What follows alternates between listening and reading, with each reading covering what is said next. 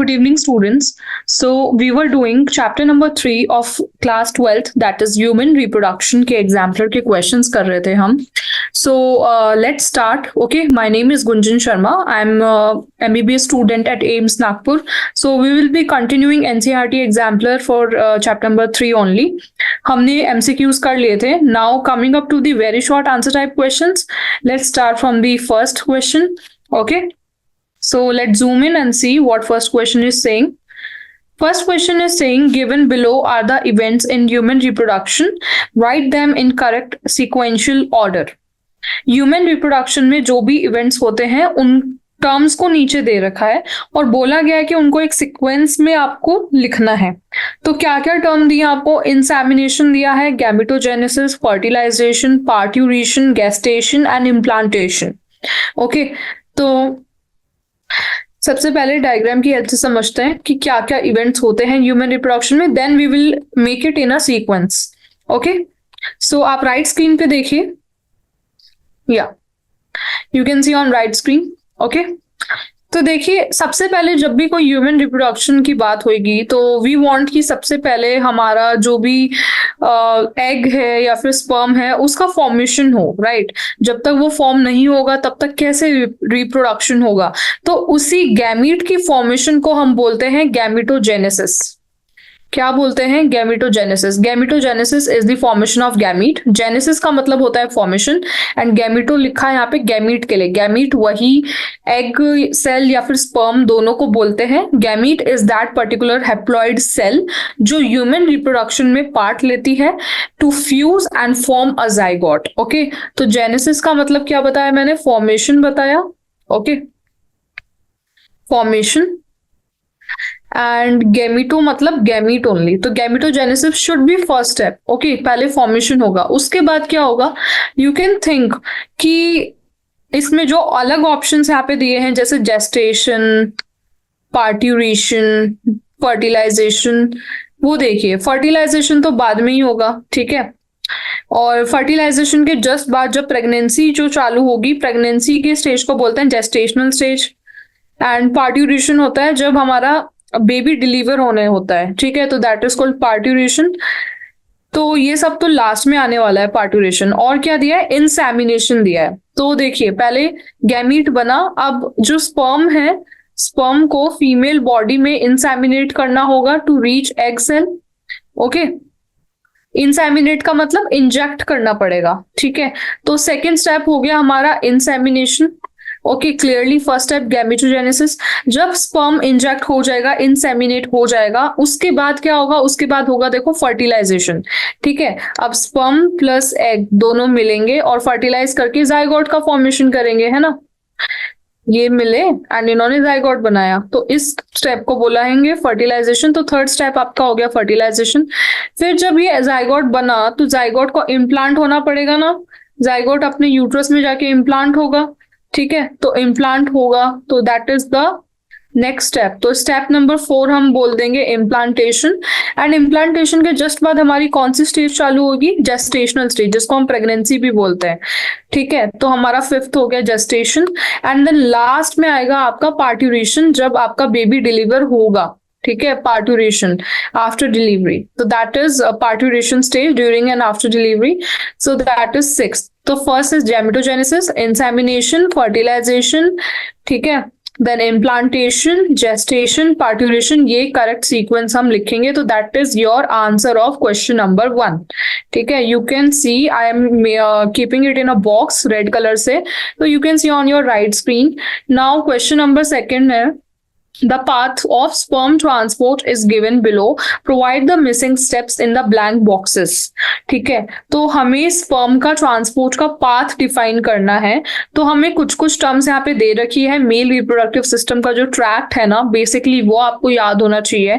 ये एनसीईआरटी में अलग से दे रखा है, तो आप वहां से अच्छे से पढ़िए. वही क्वेश्चन यहाँ पे पूछा गया है पाथवे का. तो देखिए पाथवे में कुछ कुछ ट्रैक्ट्स आपको दे रखे हैं, जो ब्लैंक है वो आपको फिल करना है. तो 2 ब्लैंक आपको यहाँ प्रोवाइड किए गए हैं, ठीक है. तो आप डायग्राम की हेल्प से समझ सकते हो पूरा, ठीक है. तो seminiferous tubule, rete testis, then blank, then epididymis, then blank and then urethra, ठीक है. तो बीच में 2 ब्लैंक हैं, वो आपको फिलअप करना है। तो see this diagram over here, this diagram, ठीक है। इस डायग्राम की हेल्प से लेट्स सी कि क्या क्या आपका रहता है और क्या क्या आपका हो गया है, ठीक है। ओके, तो देखिए सबसे पहले आपकी शुरुआत होती है सेमनीफेरस ट्यूब्यूल से, जहां पे स्पर्म का फॉर्मेशन होता है, that is spermatogenesis, spermiogenesis and spermiation. 3 चीज यहाँ पे होती है सेमनीफेरस ट्यूब्यूल में। और सेमनीफेरस ट्यूब्यूल क्या है? ये जो कॉइल ट्यूब्यूल्स आपको दिख रही हैं, ये सारी सेमनीफेरस ट्यूब्यूल हैं, जो कॉइल 1 यहाँ पे दिख रही हैं, ठीक है। ये यहाँ से स्पर्म बनेगा, स्पर्म फिर आगे ट्रांसपोर्ट होगा, ठीक है। सबसे पहले कहाँ पे जाएगा बनने के बाद? जहां पे ये डग जाके मिल रही है। कहाँ जाके मिल रही है? ये जहां पे मिल रही है ना, इन डक्ट्स का नाम है रेटिटेस्टिस। क्या नाम है? रेटिटेस्टिस। तो पहला स्टॉप हो गया सेमनीफेरस ट्यूब्यूल, सेकंड हो गया रेटिटेस्टिस। अब रेटिटेस्टिस जो है वो सब मिलेंगी, ठीक है। मिलने के बाद ये यहाँ पे जाके कोलाइड होके इस ट्रैक से जाएंगी, ठीक है। ये कैसे जाएंगी? इस ट्रैक से नहीं जाएंगी, ये यहाँ पे जैसे मिल ली, 1 second, I will erase it and then you can appreciate better. Okay, so see, अब मैं आपको इसको ऑरेंज से दिखाती हूँ। ये रेटिटेस्टिस रेड रेड हो चुकी हैं, ठीक है, सारी रेड रेटिटेस्टिस है till your hair, what you can say, wait, हाँ, till your hair it is rete testis only, till here. Okay, अब क्या है ना, रेटिटेस्टिस जो होंगी आपकी वो सब मिलेंगी और इस पाथवे से जाएंगी, यहाँ पे इस पाथवे पे जाके मिली, ठीक है। मिलने के बाद उन्होंने ये वाला ट्यूब्यूल बनाया, ठीक है। तो ये जो पूरा का पूरा अंदर ट्यूब्यूल बन रहा है आपके, ये बाहर को हटा के जो ऑरेंज कलर से मैं अंदर बना रही हूँ, ये वाला पर्टिकुलर ट्यूब्यूल जो अंदर से जाके जुड़ रहा है, इसको हम बोलते हैं वासा इफ्रेंशिया, ठीक है। यहाँ पे नाम डायग्राम में दे रखा है डक्ट्यूला इफ्रेंशियस, इसको हम एक और नाम बोलते हैं, दैट इज वासा इफ्रेंशिया। तो वासा इफ्रेंशिया आपका थर्ड स्टॉप होगा।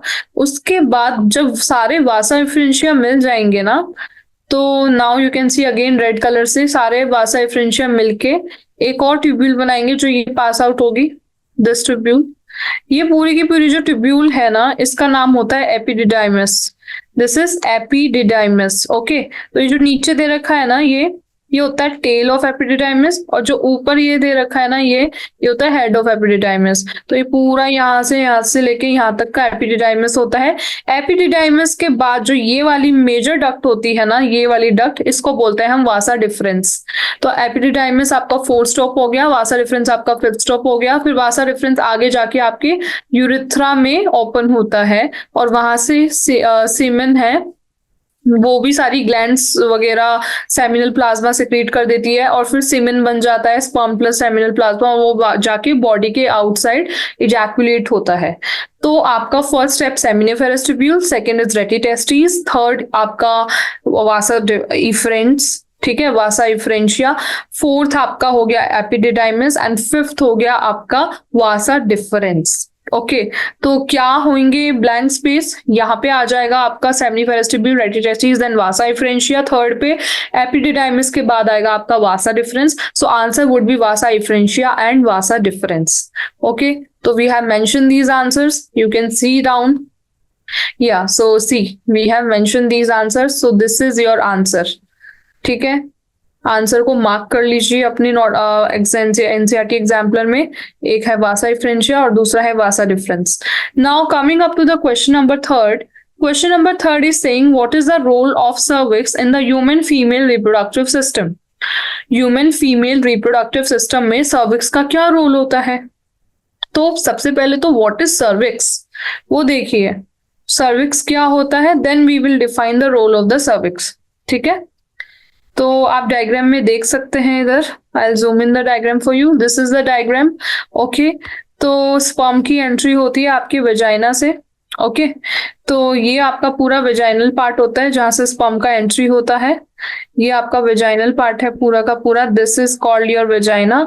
आफ्टर वेजाइना द ट्रैक्ट, ठीक है, which join vagina to uterus, vagina को यूट्रस तक ज्वाइन करने के लिए बीच में जो ये पूरा ट्रैक्ट आ रहा है, ये वाला ट्रैक्ट जो है इसको हम बोलते हैं cervix. Okay, this is called your cervix, this tubule.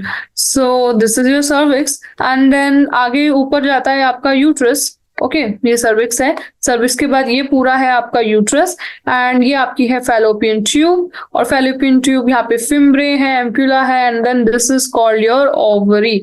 तो this is your whole female reproductive tract. अब पूछा गया है कि ये सर्विक्स का रोल क्या है, सर्विक्स का आपकी ह्यूमन फीमेल रिप्रोडक्टिव सिस्टम में क्या रोल है। तो ये तो सर्विक्स का जो रोल है, I have mention it here, let's read क्या है। तो जो सर्विक्स है, पहले आपको क्वेश्चन में डिफाइन करना है कि ये पार्ट होता है रिप्रोडक्टिव सिस्टम का, it's a part of reproductive system. Okay, उसके बाद क्या इसका रोल होता है, लेट्स सी। तो ये कनेक्ट करता है यूट्रस को टू द वोम्ब, ठीक है, that connects the uterus to the womb as we have mentioned here. It allows sperms to pass, ये स्पर्म का ट्रैक्ट बनाता है, यहाँ से स्पर्म की एंट्री होगी तो स्पर्म यूट्रस तक ओवरी के लिए जब जाएगा, यहाँ पे फैलोपियन ट्यूब में इसका फर्टिलाइजेशन होता है, तो फैलोपियन ट्यूब तक जाने के लिए बीच में जो ट्रैक्ट है वो उसको सर्विक्स पास आउट करना पड़ेगा, तो that is the allow sperms to pass, it's a tract for sperm, okay, to move and also act as a reservoir from sperm. और ये रिजर्वियर की तरह भी काम करता है, मतलब ऐसा होता है कि स्पर्म पहले अंदर जाता है बॉडी के और कुछ टाइम के लिए सर्विक्स में ठहरता है, ठीक है, तो ये स्पर्म का रिजर्वियर भी इसको हम बोलते हैं। It is the tract for the sperm, it is the reservoir from the sperm and it connects uterus to the worm. तो 3 फंक्शंस आप इसके लिख सकते हो, 1, this is your 3 and this is your 3rd. These are the 3 roles of cervix in human female reproductive system. Now question number 4th, why are menstrual cycles absent during pregnancy? Very basic and logical question, ठीक है, क्यों menstrual cycles आपकी pregnancy में absent होती हैं? तो बहुत ही easy question है ये। सबसे पहले तो why menstrual cycles occur, इसका आंसर कौन देगा? मेंस्ट्रुअल साइकिल्स क्यों आती हैं, MC menstrual cycles why? It's all the role of hormone, ठीक है, हार्मोन का पूरा रोल होता है। हार्मोन के ऊपर नीचे होने से जो भी आपके एग में या फिर ओव्यूल में फर्क दिखता है, आपकी जो भी एंडोमेट्रियम में फर्क दिखता है, यूट्रस के एंडोमेट्रियम में, ठीक है, और जो भी आपके एग में फर्क दिखता है हार्मोन के ऊपर नीचे होने से, उनमें जो चेंजेस होते हैं, जो भी उनका शेडिंग ऑफ एंडोमेट्रियम होता है या फिर एग का फॉर्मेशन या रिलीज होता है, that's all constitutes to menstrual cycle. Okay, यही सब मेंस्ट्रुअल साइकिल को बनाती है। तो अब क्वेश्चन पूछा कि प्रेगनेंसी में ऐसा क्या हो जाता है कि मेंस्ट्रुअल साइकिल ही नहीं होती है, ठीक है। तो देखिए प्रेगनेंसी में क्या होगा ना, जैसे ही विमेन प्रेग्नेंट हो जाएगी तो गोनाडोट्रोफिन हार्मोन होता है आपका HCG, human gonadotrophin, human chorionic gonadotrophin, this is the gonadotrophin hormone. ये वुमेन प्रेग्नेंट होने में रिलीज होने लग जाता है, HCG जो हार्मोन होता है आपका। तो ये जो हार्मोन है ना, ये कॉर्पस ल्यूटियम को डेवलप करता है जो प्रोजेस्टेरॉन को सिक्रीट करेगा। और प्रोजेस्टेरॉन का फंक्शन तो हमने पढ़ा ही था कि ये जो एंडोमेट्रियम लेयर होती है आपकी यूट्रस के अंदर, एंडोमेट्रियम लेयर यूट्रस के अंदर, जैसे मान लीजिए ये आपका यूट्रस है, ठीक है, और यूट्रस के ऊपर ये आपकी एंडोमेट्रियम लेयर है, लाल कलर से मैं बना रही हूं, ये आपकी एंडोमेट्रियम लेयर है। ओके, ये पूरी की पूरी। तो मेंस्ट्रुएशन में क्या होता है, ये लेयर जो होती है वो शेड आउट करने लग जाती है, ये शेड आउट करती है। लेकिन जब आपकी प्रेग्नेंट फीमेल रहेंगी, प्रेगनेंसी होगी, तो प्रोजेस्टेरॉन हार्मोन लगातार सिक्रीट होता जाएगा, प्रोजेस्टेरॉन हार्मोन, और ये इस लेयर को मेंटेन और इंटैक्ट रखता है, इट इंटैक्ट एंड मेंटेन रखता है इस लेयर को, और ये लेयर शेड आउट नहीं करती है। इसलिए आपका मेंस्ट्रुएशन साइकिल जो होता है, जो मेंसेस होते हैं, ब्लीडिंग होती है, वो प्रेगनेंसी के दौरान रुक जाती है। तो लिखा हुआ it maintains the thickness of the endometrium lining and prevent it from shedding. ये आपको लिख के आना है। The level of estrogen and progesterone during pregnancy results in absence of the menstrual cycle.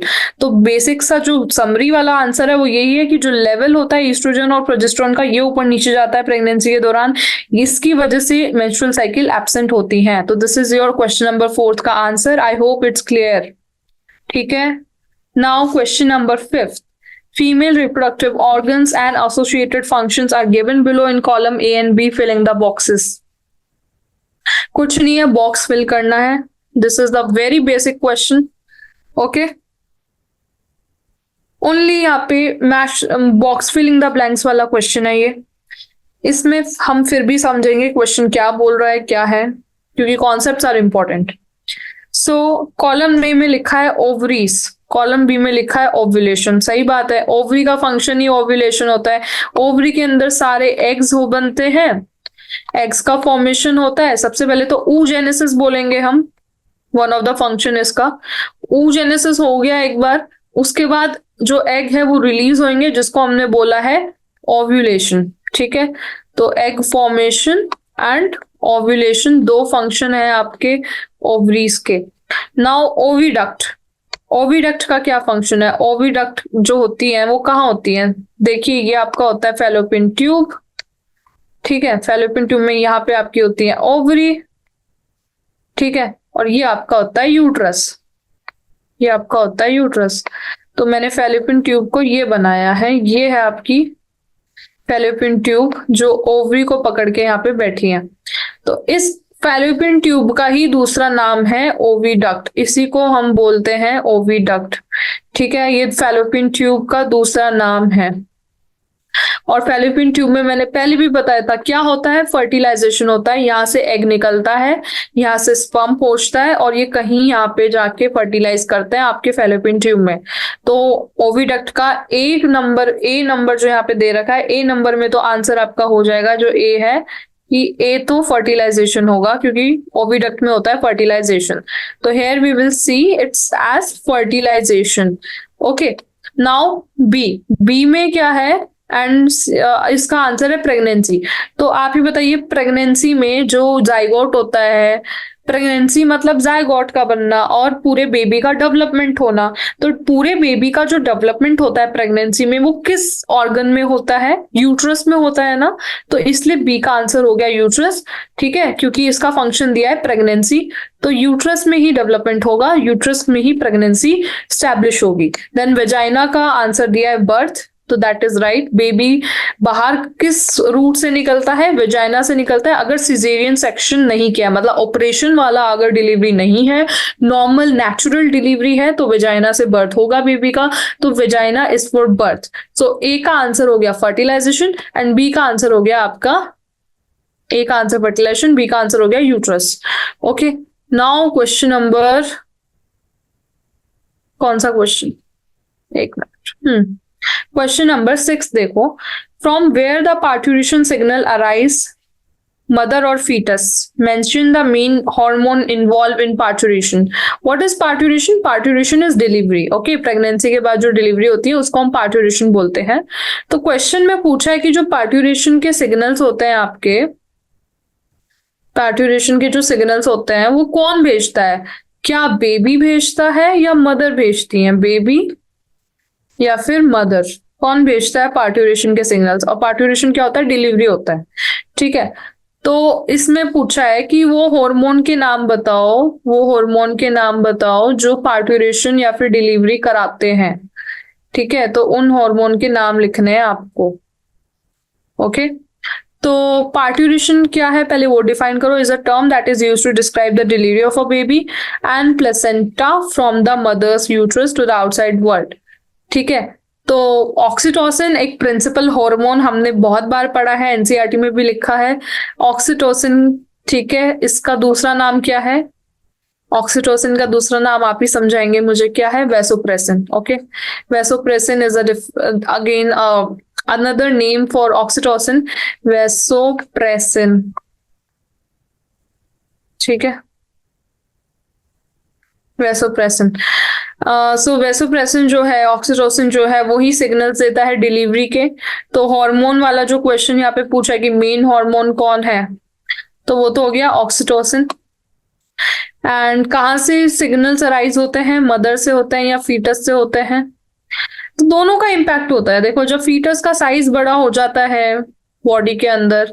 तो फीटस मदर की यूट्रस वॉल को लगातार पुश करना शुरू कर देता है और कॉन्ट्रैक्शंस होता है मदर की यूट्राइन वॉल पे, वो पूरा मस्कुलर वॉल होता है, वहां पे कॉन्ट्रैक्शंस एंड रिलैक्सेशन हमने पढ़ा है मसल का। तो कॉन्ट्रैक्शन मतलब स्पैजम्स, लगातार कॉन्ट्रैक्शन, कंटिन्यूअस कॉन्ट्रैक्शन को क्या बोलते हैं? स्पैजम्स। ओके, तो स्पैजम चालू हो जाते हैं फीटस के साइज के बढ़ने के, ठीक है। और जब यूट्रस का वॉल स्पैजम करता है कंटिन्यूअसली, तो कुछ हार्मोन रिलीज होते हैं मदर की बॉडी में जिनका नाम है ऑक्सीटोसिन। तो दोनों का ही रोल होता है वैसे, लेकिन मेन रोल हम मदर का बोलेंगे बिकॉज मदर ही हार्मोन को रिलीज कर रही है। आफ्टर 9 मंथ्स आपका पार्ट्यूरेशन होता है, 9 मंथ्स का जेस्टेशन पीरियड होता है। उसके बाद 9 मंथ्स के बाद अपने आप ही मदर की वॉल कॉन्ट्रैक्ट करने लग जाती है और ऐसा होता है कि अब डिलीवरी होने वाली है, बेबी बाहर आने वाला है। तो वो जो हार्मोन है जो कॉन्ट्रैक्शन कराता है वो है ऑक्सीटोसिन। ऑक्सीटोसिन का रोल ही ये होता है कि ये कॉन्ट्रैक्शन कराता है आपकी यूट्रस की वॉल का, ठीक है। तो this is your answer. Now question number 7th, what is the significance of epididymis in males fertility? Mail fertility की बात की है और पूछा है कि एपिडिडाइमिस का क्या रोल है। पहले एपिडिडाइमिस को समझिए क्या होता है। डायग्राम में तो दिख ही रहा है कि व्हाट इज एपिडिडाइमिस। तो अभी भी समझाया था ये डायग्राम। तो ये रेटिटेस्टिस होती हैं, उसके बाद यहाँ पे सॉरी ये सेमनीफेरस ट्यूब्यूल होता है, लिखा भी है यहाँ पे सेमनीफेरस ट्यूब्यूल। ये आके मिलता है रेटिटेस्टिस को। ये जो रेटिटेस्टिस है, रेटिटेस्टिस सब मिलके बनाती है वासा इफ्रेंशिया, फिर वहां से बनता है आपका ये पूरा वासा इफ्रेंशिया है। ओके, ये सब मिलके एपिडिडाइमिस बनाती है, पूरा एपिडिडाइमिस है। ओके, और एपिडिडाइमिस बनने के बाद एपिडिडाइमिस रिलीज करता है वासा डिफरेंस में। ये वासा डिफरेंस है और एक स्पर्म दिखा रखा है यहाँ पे, दिस इज स्पर्म। ओके, तो वासा डिफरेंस के बारे में थोड़ा इंट्रोडक्शन दे लेते हैं। तो वासा डिफरेंशियल लीव करता है टेस्टिस को और ऊपर होता है एक नैरो टाइटली कॉइल्ड ट्यूब में, जिसको बोलते हैं epididymis. Narrow tightly coiled tube जो पोस्टीरियर सरफेस में होती है टेस्टिस के। और एपिडिडाइमिस को हम एक सेकेंडरी सेक्सुअल ऑर्गन भी बोलते हैं मेल में। In males it is also called secondary sex organ of male. तो इसके क्या फंक्शंस होते हैं और कैसे ये फर्टिलिटी में इन्वॉल्व है, क्या इसका सिग्निफिकेंस है, I have mention it here. तो फर्स्ट तो provision of storage space for sperms. Sperms को स्टोर कौन करेगा? जो स्पर्म्स है आपके, ठीक है, ये स्पर्म है, तो इसका जो स्टोरेज है वो देखता है आपका एपिडिडाइमिस, ठीक है। इसका जो स्टोरेज है वो एपिडिडाइमिस देखेगा। Okay, epididymis. तो फर्स्ट तो हो गया स्टोरेज, ठीक है, तो this is clear from here, storage. Second is sperm concentration so as to increase its concentration in the semen. तो स्पर्म का concentration is very very important, क्योंकि कॉन्सेंट्रेशन अगर स्पर्म का सीमेन में बढ़ा तो दैट मीन्स कि आपका जो है सीमेन है that is in the highly, that's a likely chance of getting fertilize, ठीक है। एक ही मतलब कि if this semen release in female body and the concentration of sperm is high, ठीक है, concentration is high, तो ज्यादा sperms आपके ओवरी में पहुंचेंगे, मतलब आपका ज्यादा स्पर्म फैलोपियन ट्यूब तक रीच करेगा, ठीक है, ओविडक्ट में फैलोपियन ट्यूब तक ज्यादा स्पर्म रीच कर पाएंगे क्योंकि कॉन्सेंट्रेशन हाई है, मतलब मोर नंबर ऑफ स्पर्म्स है, इसलिए दैट इज अनदर फर्टिलिटी। तो फर्टिलिटी बढ़ेगी, मेनली आपकी मेल की फर्टिलिटी किससे मेजर होती है कि मेल फर्टिलाइजेशन कितना सक्सेसफुली कर पा रहा है, दैट इज कॉल्ड फर्टिलिटी। तो ऑब्वियसली जब कॉन्सेंट्रेशन बढ़ेगा तो फर्टिलिटी बढ़ेगी, और कॉन्सेंट्रेशन बढ़ाने का काम कौन कर रहा है? एपिडिडाइमिस कर रहा है। ओके, कॉन्सेंट्रेशन हो गया, स्टोरेज हो गया। थर्ड क्या है? ट्रांसपोर्टेशन। वासा डिफरेंस तक ट्रांसपोर्ट करने का भी काम कौन कर रहा है? एपिडिडाइमिस करना है। तो 3 फंक्शंस आपको लिखने हैं जो मेल फर्टिलिटी में सिग्निफिकेंटली इंपॉर्टेंट है। ओके, इन 3 फंक्शंस को आपको मेंशन करना है। तो आई होप आप ये 3 फंक्शंस अच्छे से मेंशन कर देंगे। नाउ हम अपने नेक्स्ट क्वेश्चन पे जाते हैं। तो आपका नेक्स्ट क्वेश्चन पूछता है, question number 8, give the names and functions of hormones involve in the process of spermatogenesis. Write the names of the endocrine glands from where they are released. ठीक है, तो नेम्स बताने और फंक्शन बताने हैं hormones के जो आपके स्पर्मेटोजेनेसिस में इन्वॉल्व हैं। स्पर्मेटोजेनेसिस क्या होता है? फॉर्मेशन ऑफ स्पर्म, ठीक है, स्पर्म गैमीट का फॉर्मेशन इज कॉल्ड स्पर्मेटोजेनेसिस। तो कौन से हार्मोन हेल्प करते हैं, और उसके बाद नेम लिखना है एंडोक्राइन ग्लैंड्स का जहां से ये हार्मोन रिलीज होते हैं। तो मैंने एक टेबल बनाया है इसके लिए, आप इस टेबल को रेफर कर सकते हो अपने आंसर के लिए। इस टेबल में मैंने क्लियरली मेंशन किया है इस टेबल में मैंने क्लियरली मेंशन किया है, आपका फर्स्ट जो हार्मोन मैंने लिखा है वो है गोनाडोट्रोफिन हार्मोन। गोनाडोट्रोफिन हार्मोन सबको पता है हाइपोथैलेमस ग्लैंड से रिलीज होता है, जो हमारे ब्रेन में सिचुएटेड होती है हाइपोथैलेमस ग्लैंड, ठीक है, हाइपोथैलेमस ग्लैंड। और ये जो है, ये जो गोनाडोट्रोफिन हार्मोन है, ये हेल्प करता है इन रिलीज ऑफ किसमें, FSH and LH. FSH and LH कहां से रिलीज होते हैं, आपके पिट्यूटरी ग्लैंड से रिलीज होंगे, ठीक है। तो ये जो है, ये हेल्प करते हैं release of FSH and LH, and Leydig cell को भी जाके स्टिमुलेट करता है गोनाडोट्रोफिन हार्मोन। लेडिक सेल आपको आई गेस पता होगा, लेडिक सेल्स आर, उनका लेडिक सेल का एक और नाम क्या है? If I ask you what is another name for Leydig cell, what would you say? बताइए। इंटरस्टिशियल सेल्स, ये तो एनसीईआरटी में लिखा भी हुआ है। लेडिक सेल्स का दूसरा नाम है आपका इंटरस्टिशियल सेल्स, ओके। तो it also stimulates Leydig cells to release testosterone, ठीक है। यहाँ पे कट गया है लेकिन ये हो नहीं रहा है, I tried to compromise this table, but यहाँ पे टेस्टोस्टेरोन आई हैव मेंशन, तो आप लिख लेना, ये टेस्टोस्टेरोन की बात की गई है इसमें। तो एक तो टेस्टोस्टेरोन का रिलीज, एक एलएच का रिलीज और एक एफएसएच का रिलीज, एफएसएच। तो ये तीन हॉर्मोन्स के रिलीज में गोनाडोट्रोफिन इंपॉर्टेंट है। गोनाडोट्रोफिन हार्मोन को हम जीएच भी बोलते हैं, और ये हाइपोथैलेमस से रिलीज होता है। सेकंड हार्मोन जो मैंने लिखा है वो है एलएच, ल्यूटिनाइजिंग हार्मोन, एलएच, ठीक है। ये रिलीज होता है पिट्यूटरी ग्लैंड से, एंड ये स्टिमुलेट करता है स्पर्मेटोजेनेसिस को। किसको स्टिमुलेट करेगा? स्पर्मेटोजेनेसिस को स्टिमुलेट करेगा। थर्ड है एंड्रोजेंस। एंड्रोजेंस कहां से रिलीज होते हैं? टेस्टिस से रिलीज होते हैं, ठीक है। Testosterone is another androgen, okay. Testosterone जो है ना, इसी को एंड्रोजन बोलते हैं, और भी एंड्रोजन्स रिलीज होते हैं टेस्टोस्टेरोन के अलावा। This is one of the androgen. Androgen का मतलब ये है जो सेक्सुअल रिप्रोडक्टिव ऑर्गन जो भी हार्मोन रिलीज करे उसको हम एंड्रोजन्स बोलते हैं, और इसका रोल होता है टेस्टिकुलर ग्रोथ में and development, testicular growth and development में रोल होता है। फोर्थ है follicle stimulating hormone, that is again FSH, जो आपका पिट्यूटरी ग्लैंड ही रिलीज करेगा, ठीक है। ब्रेन में होती है हमारी पिट्यूटरी ग्लैंड, और पिट्यूटरी ग्लैंड को सिग्नल कौन देगा? ये रिलीज करे FSH and LH, again GH, gonadotrophin hormone, जो हाइपोथैलेमस से रिलीज हुआ है, ओके। तो basically hypothalamus is signalling pituitary gland to release such organs, such hormones. तो एफएसएच का क्या रोल होता है? It helps in production of androgen binding protein, ठीक है। तो that is all. And spermatogenesis को भी ये स्टिमुलेट करता है, ठीक है, या।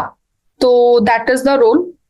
And one second, some mistakes has occurred here, mind me, I will clear you function once more. Functions एक बार और मैं क्लियर करना चाहूंगी, बिकॉज आई गेस यहाँ पे थोड़ी बहुत कंफ्यूजन क्रिएट हो रही है। तो रेड पेन से देख लीजिए जो जो फंक्शन है। जो फर्स्ट लिखा है ना, it releases FSH and LH, ये वाला जो फंक्शन है ये है गोनाडोट्रोफिन हार्मोन का, ठीक है। गलती से मैंने यही इसका दूसरा फंक्शन बोल दिया था, Leydig cell to release testosterone, but that's wrong. ये वाला जो फंक्शन है ना, stimulate Leydig cells to release testosterone, ये फंक्शन होता है ल्यूटिनाइजिंग हार्मोन का। और एंड्रोजेंस का फंक्शन होता है टू स्टिमुलेट स्पर्मेटोजेनेसिस, ठीक है। स्पर्मेटोजेनेसिस कौन कराता है? आपका एंड्रोजेंस कराते हैं। एंड्रोजेंस में कौन कौन आते हैं? आपके टेस्टोस्टेरोन भी आता है आपके एंड्रोजन में, ठीक है। तो इनका काम होता है स्पर्मेटोजेनेसिस कराने का। Mind me, I am sorry, I have some confusion, मैंने कुछ कंफ्यूजन क्रिएट किया, but now it's all clear, okay. First, release FSH LH gonadotrophin hormone, Leydig cell to release testosterone LH.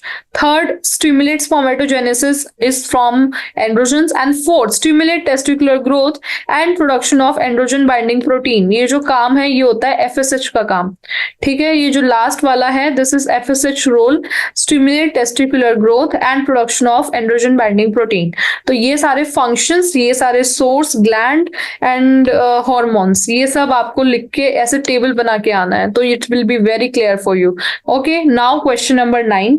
Question number 9 बोलता है the mother germ cells are transformed into a mature follicle through series of steps. That's true. Mother germ cell एक series of steps से ही एक mature follicle में develop होती है. ठीक है, तो जो बॉक्सेस हैं वो आपको देखने हैं.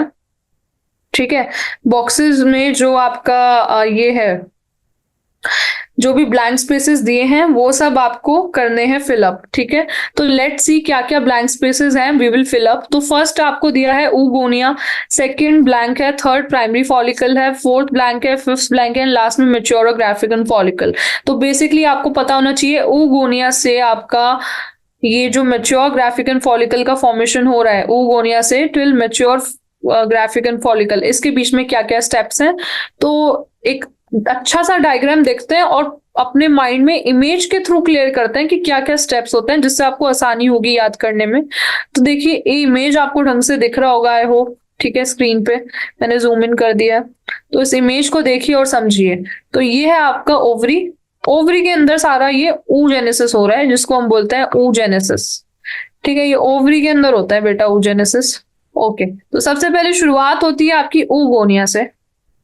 ऊगोनिया से आपकी शुरुआत होगी. ऊगोनिया के अंदर क्या क्या आता है, ऊगोनिया के अंदर आपका आएगा सारे जो भी oocytes वगैरह हैं वो सब आएंगे. ओके, तो एक ऊगोनिया से शुरुआत होगी. ऊगोनिया के अंदर आपके सारे oocytes आएंगे. ठीक है, तो हमने ऊगोनिया से एक oocyte निकाला, तो उस oocyte को हम बोलेंगे प्राइमरी oocyte. बहुत सारे oocytes का फॉर्मेशन, बहुत सारी oocyte का collection is called oogonia, and वहां से एक प्राइमरी oocyte निकाला. तो this is your primary oocyte, ये जो डायग्राम आप देख रहे हो. इसका दूसरा नाम होता है primordial follicle. The second name for this particular oocyte is also primordial follicle. तो हम इसको प्राइमरी oocyte भी बोलेंगे या फिर प्राइमोर्डियल फॉलिकल भी बोल सकते हैं. तो इसमें होगा माइटोसिस. माइटोसिस के बाद आपका माइटोसिस, MIT लिख रही हूं मैं माइटोसिस के लिए. माइटोसिस के बाद आपका बनेगा primary follicle. You can see here, this is the diagram of primary follicle.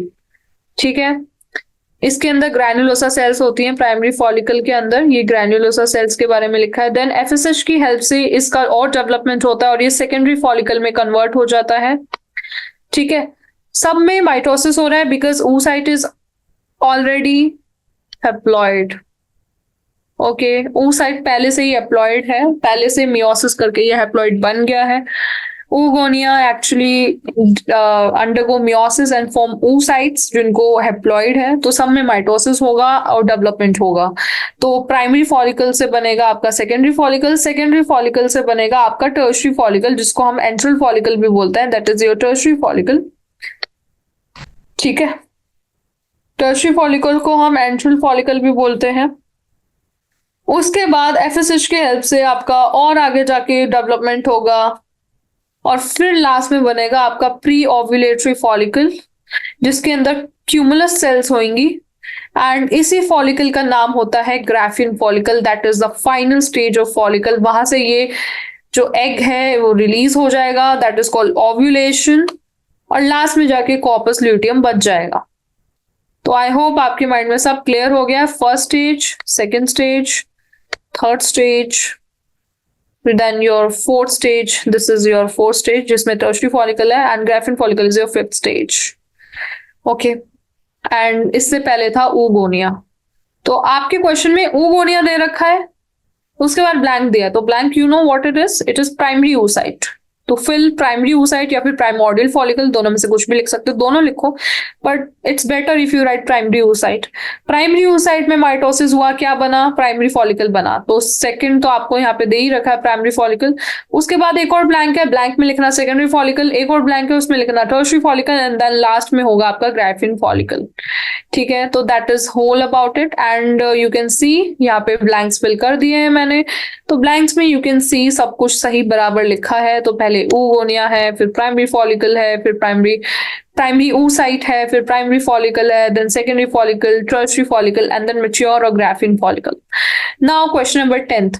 Question number 10th is during reproduction, the chromosome number 2n reduces to half, that is n, in the gametes.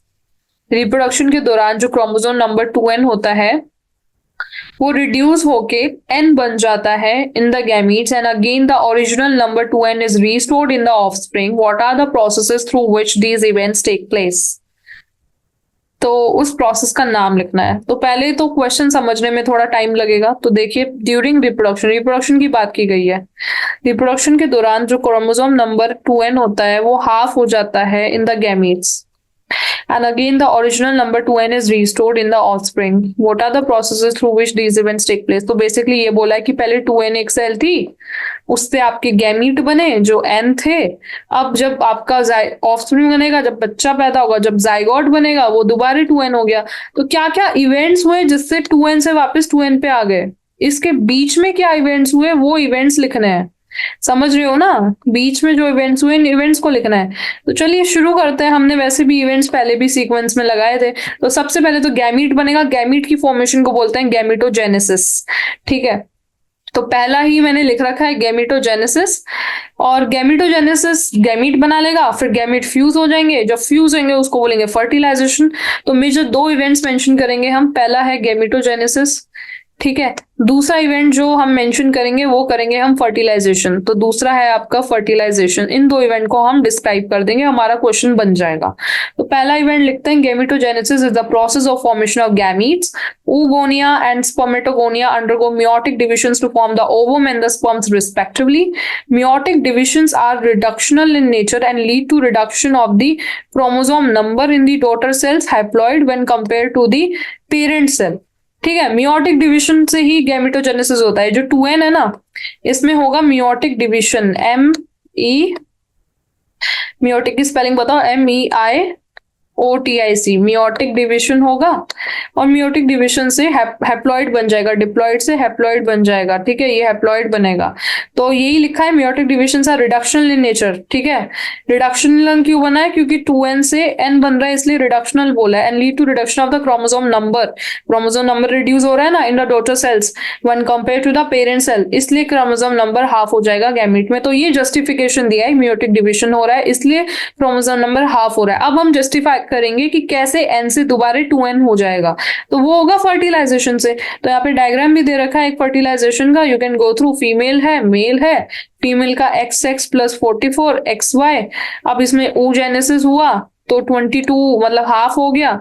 ये 2n था, ये n बन गया. इसमें भी ये n बन गया, ये 2n था. अब ये दोनों फर्टिलाइज हुए. ठीक है, ये दोनों फर्टिलाइज हुए. ठीक है, एक स्पर्म और एक एग फर्टिलाइज हुआ, दूसरा एग और दूसरा स्पर्म फर्टिलाइज हुआ, तो ये दोबारा 2n बन गया. बेसिकली ये ही डिफाइन करना है कि यहाँ पे हुआ आपका ये oogenesis, spermatogenesis, gametogenesis and this is your fertilization. तो अब फर्टिलाइजेशन को डिफाइन करने में बचा ही किया, बस लिख दो. फ्यूजन होता है इसलिए दोबारा हो जाता है, तो वही लिखा है. Fertilization involves the fusion. Fertilization involves the fusion of haploid gametes to form diploid zygote. This restores the chromosome number of the offspring back to diploid. Now question number आपका 11th. ठीक है, 11th question बोलता है what is the difference between a primary oocyte and a secondary oocyte? हमें difference mention करना है. तो let's see क्या difference है. Okay. What is the difference between primary oocyte and secondary oocyte? Table बना रखा है. अगेन देखिए, जब भी ऐसे क्वेश्चन आएंगे ना डिफरेंस वाले, तो मैं यही सजेस्ट करूंगी कि आप टेबल के फॉर्म में एक्सप्लेन कीजिए. वो जो भी आपका एग्जामिनर होता है उसके लिए बहुत इजी होता है टेबल पढ़ना, और वो आपको फुल मार्क्स देगा. तो डिफरेंस वाले सारे क्वेश्चन टेबल की फॉर्म में करो. जैसे मैंने ऊपर यहाँ पे दोनों तरीके के दिखा रखे हैं, ऐसे मैंने लाइन वाइज लिख रखा है ना, ये गलत तरीका है. और मैंने नीचे टेबल बना के भी दिखाया है जस्ट टू क्लैरिफाई यू. तो ये जो मैंने टेबल बनाई है ना, this is the right way. This is the right way. ठीक है, इस टेबल को याद करना है. तो देखिए, प्राइमरी oocyte क्या होता है? Primary oocyte is the formation of primary oocyte takes place when the female child is still in the womb. Primary oocyte तभी बन जाता है, पहला डिफरेंस तो ये है, जब एक फीमेल बच्चा चाइल्ड सॉरी, मेल बना रही हूँ। हाँ, प्राइमरी oocyte का फॉर्मेशन तभी हो जाता है जब एक फीमेल बच्चा मदर के पेट में रहता है, मतलब वूम्ब में रहता है, या फिर यूट्रस बोले तो, तभी एक प्राइमरी oocyte बन जाता है। सेकेंडरी oocyte कब बनेगा? The formation of the secondary oocyte takes place at the onset of puberty. Puberty के ऑनसेट में ही सेकेंडरी oocyte का फॉर्मेशन होता है। ठीक है, इसमें प्राइमरी oocyte oogonia से बना by meiotic division, that is meiosis number 1। दो मियोसिस होते हैं ना। सेकेंड मियोसिस, मियोसिस नंबर 2, ये होगा प्यूबर्टी के टाइम पे जब सेकेंडरी oocyte बनेगा। सेकेंड दे रहा है, it is surrounded by secondary follicles. ठीक है, प्राइमरी oocyte सेकेंडरी फॉलिकल से सराउंडेड होते हैं, true. It is surrounded by tertiary follicles, it is also true. तो this is the difference. And the third difference is कि primary oocyte में तो chromosome number 46 ही होते हैं और सेकेंडरी oocyte में क्रोमोसोम नंबर 23 होते हैं। तो these are the three main differences, ये आप लिख के आ जाना। Now question number 12, what is the significance of ampullary isthmic junction in the female reproductive tract? Ampullary isthmic junction आपको पता है ना क्या होता है, और should I tell you again? Let's go back to the diagram and see what is ampullary isthmic junction। देखिए, मैं डायग्राम आपको जूम इन करके दिखाती हूँ फीमेल रिप्रोडक्टिव ट्रैक्ट का, आपको वहीं से समझ जाएगा कि क्या होता है। ये देखिए, इस डायग्राम में देख लीजिए, ये डायग्राम में आपको समझ आ जाएगा। दिस इज नॉट इरेजिंग, पता नहीं इरेज क्यों नहीं हो रहा है। ठीक है, कोई नहीं, दूसरा डायग्राम, बहुत डायग्राम्स हमारे पास, ऊपर होगा एक और डायग्राम। सी, मैं डायग्राम इसलिए दिखाती हूँ हर तरह के क्वेश्चंस में, क्योंकि डायग्राम से हमारे मेमोरी एकदम दिमाग में फिट हो जाती है, एंड देन हमें प्रॉब्लम नहीं आता है उसको याद करने में। जब एक हमको डायग्राम के थ्रू चीज समझाई जाती है ना, we don't struggle to learn, हमें आसानी से याद हो जाता है। तो इसी डायग्राम में दिखाऊंगी मैं। आप इस डायग्राम में आपका जो ये जो लेफ्ट ओवरी है ना, इस ओवरी पे फोकस कीजिए एंड यहाँ से समझिए कि what is ampullary isthmic junction, ये आपको पता होना चाहिए कि क्या होता है। तो ये आपका हो गया ओवरी, एंड ये पूरी हो गई आपकी फैलोपियन ट्यूब। इतना तो आपको क्लियर है ना कि जो एम्पुला होता है और इस्थमस होता है वो फैलोपियन ट्यूब का पार्ट होता है। ठीक है, ये this is part of fallopian tube. Same नहीं होता है पर पार्ट होता है। तो एम्पुला क्या होता है? ये जो फूला सा पोर्शन है ना इधर, ये जो फूला पोर्शन है, यहाँ पे फिमरे अटैच हो रखे हैं, इस फूले पोर्शन को हम बोलते हैं एम्पुला। ठीक है, ए लिख रही हूं मैं इसमें, एम्पुला। एंड इस्थमस किसको बोलते हैं? ये जो ज्वाइनिंग डक्ट है ना, ये पूरी की पूरी ज्वाइनिंग डक्ट, इसको बोलते हैं हम इस्थमस। और जो इन दोनों का जंक्शन होता है ना, वो कहीं इधर होगा, ये जहाँ पे एम्पुला और इस्थमस जुड़ रहा है। एम्पुला शुरुआत हो जाती है जब से ट्यूब फूलती है। तो इस जंक्शन का ना इंपॉर्टेंस पूछा है। तो देखिए, एक तो यही है कि जब भी स्पर्म को फर्टिलाइज करना होगा ना, वो ऐसे ऊपर जाएगा, फैलोपियन ट्यूब में जाएगा, और कहीं एम्पुलर, और यहाँ से फैलोपियन ट्यूब एग यहाँ से रिलीज होगा, और वो एग आ रहा ही होगा, तब जाके ये लोग इसी जंक्शन में जाके फ्यूज कर जाएंगे। ठीक है, यही जंक्शन होता है जहां पे उनका फ्यूजन हो जाता है। ठीक है, this is the only junction, यहीं पे कहीं पे इनका फ्यूजन होता है, अराउंड दिस प्लेस। तो एक रोल तो यही है कि फ्यूजन एंड फर्टिलाइजेशन में हेल्प करता है ये पर्टिकुलर पार्ट। लैंग्वेज में देख लेते हैं क्या लिखा है, and then we can move to next question. मतलब this is the main thing, यही लिख के आना है आपको। बस थोड़ा बहुत लैंग्वेज देख लेते हैं कैसे बनानी है, क्योंकि बहुत सारे इसके फंक्शन है, बट मेन फंक्शन यही है। तो आप जब भी ऐसे क्वेश्चन आएंगे ना, अगर लॉन्ग क्वेश्चन है तो उस हिसाब से मैंने यहाँ पे दे रखा है। अगर मान लो लॉन्ग क्वेश्चन आया तो आपको इतने सारे फंक्शन लिखना है। ये तो वेरी शॉर्ट था, तो आप फर्टिलाइजेशन लिख के आगे बढ़ जाते, लेकिन मेरे को तो आपको सब सिखाना है, तो I will tell you everything.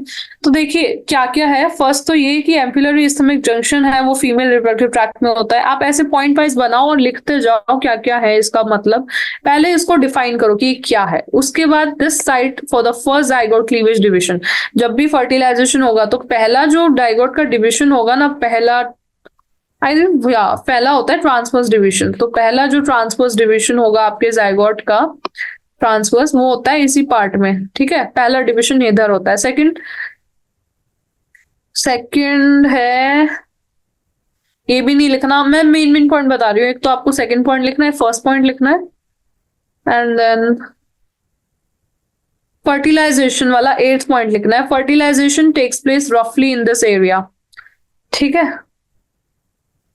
First zygote cleavage division 9 point भी सेम ही है जो सेकंड है, दैट इज सेम पॉइंट। बस यही लिखना है आपको, तो वही है, एक फर्टिलाइजेशन और एक first zygote division. Now question number 13, question number 13 is how does zona pellucida of ovum helps in preventing polyspermy. तो what is polyspermy, what is polyspermy? Poly embryony सुना है क्या होता है? पोली एम्ब्रियोनी, हाँ, पोली एम्ब्रियोनी का मतलब होता है multiple zygote formation. Multiple zygote formation कब होगा? जब मोर देन वन स्पर्म और मोर देन वन एग जाके आपस में फर्टिलाइज करेंगे, मतलब एक एग और एक सेल, एक स्पर्म से ज्यादा फर्टिलाइजेशन होंगे, तो पोलीस्पर्मी वही है। Polyspermy is more than one sperm का, ठीक है, ओवम के अंदर इनोकुलेट होके एग सेल से फर्टिलाइजेशन करना, मोर देन वन स्पर्म का, तो ये पॉलीस्पर्मी होता है। और ये जोना पैलुसिडा रोक देता है, जोना पैलुसिडा इस चीज को रोकता है। तो क्वेश्चन में यही पूछा कि कैसे रोकता है भाई, जोना पैलुसिडा के पास ऐसा क्या है? ठीक है, तो ये डायग्राम से आपको क्लियर होना चाहिए कि देखो पॉलीस्पर्मी है, मतलब बहुत सारे स्पर्म्स आ रहे हैं, इतने सारे स्पर्म्स आ रहे हैं, पर एक ही स्पर्म अंदर घुसा है, क्योंकि सारे के सारे स्पर्म, जो ये वाली पर्पल कलर की लेयर दे रखी है ना, जो मैं रेड कलर से सर्कल कर रही हूँ, ये जो लेयर है इसका नाम होता है जोना पैलुसिडा। और ये लेयर कुछ ऐसे रिएक्शंस करती है, इसके अंदर कुछ ऐसे हॉर्मोन्स और इसके अंदर कुछ ऐसे केमिकल्स होते हैं जो ये रिलीज करती है, जिससे आने वाले जो बाकी के स्पर्म होते हैं वो अंदर नहीं जा पाते और एक ही स्पर्म अंदर जा पाता है। तो क्या होता है केमिकल, क्या ऐसा प्रोडक्ट होता है जो रिलीज करती है, उसका नाम है, क्या है? प्रोटीज। प्रोटीज डिस्ट्रॉय करता है protein link between the cell and the vitelline membrane as well as between the receptor protein and any other sperm bound to it, preventing polyspermy. Protease ये रिलीज करते हैं। प्रोटीज क्या करता है, जो भी स्पर्म आ रहा है ना, वो एक्स सेल से पहले सरफेस पे बाइंड करेगा, तो जो बॉन्डेज है ना इसको ब्रेक कर देता है। ये प्रोटीन बॉन्डेजेस होते हैं, इसलिए प्रोटीज ये जोना पैलुसिडा रिलीज करेगा और इसको ब्लॉक करवा देगा। तो that is the way it prevents. ठीक है, now question number 14, mention the importance of LH search during menstrual cycle. देखिए ये मेंस्ट्रुअल साइकिल है आपकी, और मेंस्ट्रुअल साइकिल में डेज वाइज दे रखा है, 10 से चालू हुआ है आपका ये कार्यक्रम, 0 से चालू हुआ है। 0 से लेके स्टार्टिंग की जो स्टेजेस हैं, यहाँ पे तो मेंसेस मतलब ब्लीडिंग ही हो रही है, ठीक है, 6 दिन तक ब्लीडिंग हो सकती है, तो ये तो मेंसेस ब्लीडिंग वाला फेज हो गया। उसके बाद आपका 14th डे पे ओव्यूलेशन होता है, रिलीज ऑफ ओवा होता है, और फिर लास्ट में जाते जाते ये एंडोमेट्रियम शेड करता है यहाँ पे।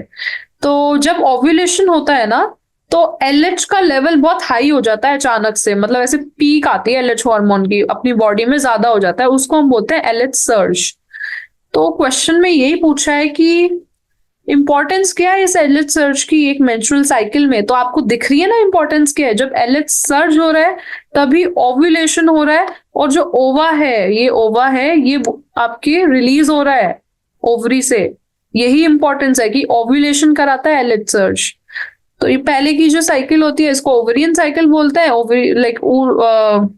ओव्यूलेटरी फेज बोलते हैं, और इसको फिर बाद में जब ओव्यूलेशन हो जाता है तब ल्यूटियल फेज बोलते हैं। ठीक है, तो ये ब्लू कलर का जो दे रखा है ना, ये पूरा एलएच हार्मोन है। बाद में जाके आपके बाकी हार्मोन्स भी ऊपर नीचे हो रहे हैं, पर LH hormone exact 14th day पे प्रोबेबल -3 +3 कर सकते हो, लाइक बोल सकते हो 11 to 17th डे के बीच में राइज होता है। एलएच सर्च मतलब हाई इन अमाउंट प्रोड्यूस होता है। तो ये लिखोगे, एलएच और luteinizing hormone surge leads to rupture of Graafian follicle and release of ovum, ovulation कराता है इनटू द फैलोपियन ट्यूब। तो LH surge is responsible for the luteal phase in the ovarian cycle plus ovulation, luteal phase भी कराएगा plus ovulation कराएगा। Ovulation भी यहाँ पे आप मेंशन कर लेना। ठीक है, now question number 15th, last very short answer type question है ये, उसके बाद short answer type questions and long answer type questions बचे हैं जो हम कल करेंगे। तो last very short answer type question देख लीजिए क्या है, which type of cell division forms spermatids from secondary spermatocytes. किस तरह का सेल डिविजन आपका स्पर्मेटिड को बनाता है फ्रॉम सेकेंडरी स्पर्मेटोसाइट्स। तो स्पर्मेटोजेनेसिस हमें पढ़ना पड़ेगा इसके लिए, ठीक है। अब उसका एक डायग्राम था जो मैंने ऊपर आपको दिखाया था, दोबारा से वो डायग्राम देखते हैं, okay. And then we will understand कि किस तरह का सेल डिविजन है जो स्पर्मेटिड को बनाएगा एक सेकेंडरी स्पर्मेटोसाइट से। तो this is the diagram, you should learn this diagram, और इस क्वेश्चन में ये डायग्राम बना के आना जो 15th नंबर क्वेश्चन आपको पूछा गया है। This diagram is very important, okay, it will help you only. देखिए ये स्पर्मेटोजेनेसिस का डायग्राम है, इसके अंदर वैसे तो बहुत ज्यादा सर्कल्स करके मैंने समझा रखा है, but I will erase all of it so that आप स्टार्टिंग से इसको देख सके, ओके। या तो यस, तो ब्लू पेन से दिखाती हूँ अब मैं आपको। सबसे पहले स्पर्मेटोगोनियम होता है जो आपका डिप्लॉइड होता है, 2n होता है, उसमें होता है माइटोसिस। माइटोसिस के बाद जो सेल्स बनती हैं वो भी 2n ही होंगी, ठीक है। इन सेल्स को हम बोलते हैं प्राइमरी, आपका प्राइमरी स्पर्मेटोसाइट बोलेंगे, ये 2n होंगी आपकी। प्राइमरी स्पर्मेटोसाइट में होगा मियोसिस, जिसको बोलेंगे हम मियोसिस नंबर 1। मियोसिस नंबर 1 से आपके बनाएंगे क्या, सेकेंडरी स्पर्मेटोसाइट, ठीक है। सेकेंडरी स्पर्मेटोसाइट भी 2n होंगी, मतलब इसमें भी आपके 46 क्रोमोसोम्स हैं और इसमें भी आपके 46 ही हैं, इसमें भी 46 हैं। फिर आपका मियोसिस नंबर 2 होगा। मियोसिस नंबर जब 2 होता है ना, तब ये 2n से n पे शिफ्ट होता है और ये बनाता है स्पर्मेटिड्स। इसमें आपके 23 क्रोमोसोम्स होंगे, n पे शिफ्ट हुआ, ये है आपके स्पर्मेटिड्स। ये सब जो है ये आपके स्पर्मेटिड्स है।